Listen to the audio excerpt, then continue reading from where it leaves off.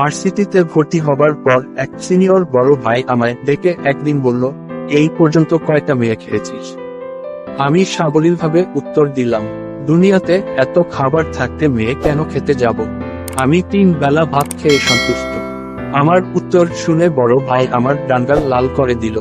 কিন্তু এতে আমার যতটা না কষ্ট লেগেছিল তার চেয়েও বেশি আফসোস হচ্ছিল সিনিয়র ভাইদের সাথে বসে সিগারেট টানতে থাকা এক সিনিয়র আপুর জন্য। সিগারেটের ধোঁয়া ছাড়তে ছাড়তে আপুটা আমায় বলল, লাল সালোয়ার কামিজ পরা মেয়েটার ফিগার কত হবে বলতো? খুব অবাক হলাম আপুটার প্রশ্ন শুনে। একটা মেয়ে হয়ে আরেকটা মেয়েকে সম্মান দিচ্ছে না, এটাকেই হয়তো আধুনিকতা বলে। মেয়ে হয়ে ছেলেদের সাথে পাল্লা দিয়ে সিগারেট টানা, তারপর অপরিচিত এক ছেলেকে ডেকে নিয়ে এসে বিব্রতকর প্রশ্ন করা। আমি হেসে বললাম, লাল সালোয়ার কামিজ পরা আপুটার ফিগার কত হবে তা তো জানি না, তবে আপনার যেহেতু এত জানার আগ্রহ, আপনাকে খুশি করার জন্য আমি আপনারটা বলি। আমার বাম লাল হয়ে গেল। 2 গাল লাল করে যখন বাসায় ফিরলাম তখন দেখি আমার ছোট বোন খুব মন দিয়ে পড়াশোনা করছে। ছোট বোনকে পড়তে দেখে এই প্রথম মনটা খুব খারাপ হয়ে গেল। ছোট বোনের কাছে গিয়ে জিজ্ঞেস করলাম, হঠাৎ এত পড়াশোনায় মন দিলি, কি হতে চাস জীবনে? ছোট বোন হেসে উত্তর দিল, সায়েন্স নিয়ে যেহেতু পড়িনি সেহেতু ডাক্তার ইঞ্জিনিয়ার হবার স্বপ্ন দেখে লাভ নেই, ভালো একটা পাবলিক ভার্সিটিতে চান্স হয়ে গেলেই হলো। আমি ছোট বোনকে আর কিছু বলতে পারিনি। মনে কেমন জানি একটা ভয় কাজ করছিল। ভার্সিটিতে চান্স পেলে আমার বোনও কি ওই সিনিয়র আপুটার মতো ছেলেদের সাথে বসে সিগারেট টানবে? ভার্সিটির কয়েকজন বন্ধু মিলে ঠিক করলাম কক্সবাজার ট্যুরে যাব।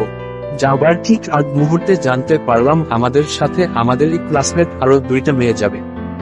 আমি তাদের কাছে যখন জিজ্ঞেস করলাম, তোরা কি তোদের পরিবারের কাছ থেকে পারমিশন নিয়েছিস তোরা যে আমাদের সাথে যাচ্ছিস? ওরা অবাক হয়ে বলল, আজব, পারমিশন নিতে যাব কেন? আমরা কি এখন বাচ্চা আছি নাকি যে পারমিশন নিব? ভার্সিটিতে পড়ি, এখন বাবা মায়ের থেকে অনুমতি নেওয়ার টাইম নাই। খুব অবাক হয়ে বললাম, ভার্সিটিতে পড়িস বলে কি হয়েছে? তাই বলে বাবা মায়ের থেকে অনুমতি নিবি না? তোরা যে এতগুলো ছেলের সাথে যাবে, আল্লাহ না করুক তোদের সাথে যদি খারাপ কিছু হয়, ধর আমি যদি তোদের সাথে খারাপ কিছু করি তখন? ওরা 2জন আমার কথা শুনে উত্তর দিল, আরে তুই আমাদের বন্ধু, তুই কেন আমাদের সাথে খারাপ কিছু করবি? তোদের প্রতি আমাদের বিশ্বাস আছে।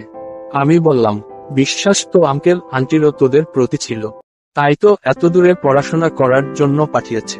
তোরা তো তাদের সেই বিশ্বাসটা রাখছিস না। যেখানে সন্তান হয়ে নিজের বাবা মায়ের বিশ্বাসটা নিজেরা নষ্ট করছিস, সেখানে আমি যে তোদের বিশ্বাস নষ্ট করব না তার কি গ্যারান্টি আছে? আমি তোদের বন্ধু হয়ে আপন ভাই না যে আমার থেকে নিরাপদ থাকবি? মন খারাপ করে বাসায় ফিরে আসলাম। বাসায় এসে ছোট বোনকে জিজ্ঞেস করলাম, ধর তোর ঢাকায় কোথাও চান্স হলো না, তোর চান্স হলো রাজশাহী, তখন তুই কি করবি? ছোট বোন উত্তর দিল, কি আর করব, হোস্টেলে থাকবো, নয়তো ফ্রেন্ডরা মিলে কোন ফ্ল্যাট নিয়ে থাকবো। কথাটা শুনে মনে আবারও ভীষণ ভয় লাগছিল। আমার বোনও যদি আমাদের না বলে ফ্রেন্ডদের নিয়ে ট্যুরে যায়, তখন যদি কোন অনাকাঙ্ক্ষিত ঘটনা ঘটে, আমরা তো রিস্কের কিছুই জানবো না, কারণ বোন তো আমাদের আগে কিছু বলেনি। দাঁড়ি একবার পরিবারের সবাই গ্রামের বাড়ি বেড়াতে গেল। আমি যেতে পারিনি কারণ আমার পরীক্ষা ছিল। পরীক্ষা শেষ করে বাসায় আসার ঠিক ঘন্টাখানিক পর আমাদের বাসায় রবিন আর ওর গার্লফ্রেন্ড লাবণী আসলো। লাবণী আমাদের ভার্সিটিতে পড়ে, তবে অন্য ডিপার্টমেন্টে। আড়ালে রবিন আমায় ডেকে নিয়ে গিয়ে বলল, ভাই প্লিজ না করিস না, আমি জানি তুই বাসায় একা, বেশিক্ষণ না, শুধু 1 ঘন্টার সময় লাগবে আমাদের। আমি বললাম, লাবণী কি নিজের ইচ্ছেই এসেছে নাকি তুই জোর করে নিয়ে এসেছিস? রবিন বলল, আরে জোর করব কেন, আমি কি স্কুলে পড়া মায়ের সাথে প্রেম করি নাকি? আমরা 2জনে অ্যাডাল্ট, 2জনের ইচ্ছেতেই হচ্ছে। আমি 2জনকেই বললাম, দেখ তোরা 2জনেই তো অ্যাডাল্ট, তাহলে এক কাজ কর, তোরা বিয়ে করে ফেল। পরিবারকে বুঝিয়ে বললে ওনারা ঠিক মেনে নিবে। বিয়ের পর যখন ইচ্ছে তখন আমার বাসায় আসিস, আমি না বলবো না। রবিন কিছু বলার আগেই লাবণী বলল, মাথা খারাপ, এখন কেন বিয়ে করব? সবে আমার ক্যারিয়ার শুরু হয়েছে, এখন বিয়ে করে নিজের ক্যারিয়ারের 13টা বাজাতে পারবো না। আর আমার বাবা মা যদি জানে আমি প্রেম করে বিয়ে করতে চাইছি, তাহলে তারা সেটা কখনোই মেনে নিবে না। আমি তখন বললাম, তোমার বাবা মা যেহেতু প্রেমের বিয়ে মানবেই না, তাহলে প্রেম করতে গেলে কেন? লাবণী আমার কথার উত্তর না দিয়ে বিরক্ত হয়ে চলে গেল। ছোট বোন গ্রামের বাড়ি থেকে আসলে যখন ওকে প্রশ্ন করি, মনে কর তুই ভালো কোন পাবলিক ভার্সিটিতে চান্স পেলি, ভার্সিটিতে ভর্তি হবার পর কোন একটা ছেলের সাথে তোর প্রেম হলে, সেই প্রেমের কথা আমরা কোন ভাবে জানতে পেরে যদি তোকে সেই ছেলের সাথে বিয়ে দেওয়ার কথা ভাবি, তখন কি তুই বিয়েতে রাজি হবি? ছোট বোন প্রথম উত্তর দিতে চাচ্ছিল না, হয়তো বড় ভাইয়ের কাছে উত্তর দিতে লজ্জা পাচ্ছিল। আমার বন্ধু সুলভ আচরণ আর জোরাজুরিতে বলল, আমি ওই সময় আমার বিয়ের চিন্তাটা মাথায় আনবো না, আমি শুধু আমার ক্যারিয়ারের দিকে ফোকাস দিব। ছোট বোনের উত্তর শুনে চুপ হয়ে গেলাম। আচ্ছা, আমি কি এখন বড় ভাই হয়ে দোয়া করব আমার ছোট বোনের যেন কোন পাবলিক ভার্সিটিতে চান্স না হয়?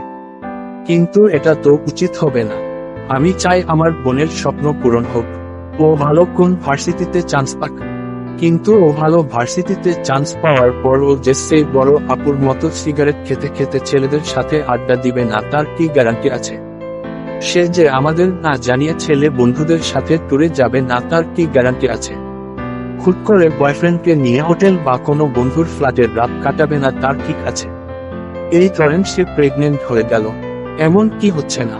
অথচ আমি যদি বলি সহশিক্ষা হারাম হারাম হারাম, এটা শুনে ফেমিনিস্টরা নারীবাদীরা বলবে আমি নারী শিক্ষা বিরোধী। আবার তখন আমার মুসলিম ভাই বোনরাও লাফিয়ে এসে বলবে আমি অনেক কঠোর বা খুব বেশি বাড়াবাড়ি করছি। আমি তখন বাস্তবতা বিবর্জিত অবুঝ, আর ওরা মডারেট মুসলিম। আর যারা একটু দিন মানে তারা বলবে পরিস্থিতির শিকার, বাস্তবতা বুঝতে হবে। আমার মস্তিষ্কে খেলে না কোন ইসলামে আছে বাস্তবতার জন্য হারাম হালাল হয়ে যায়।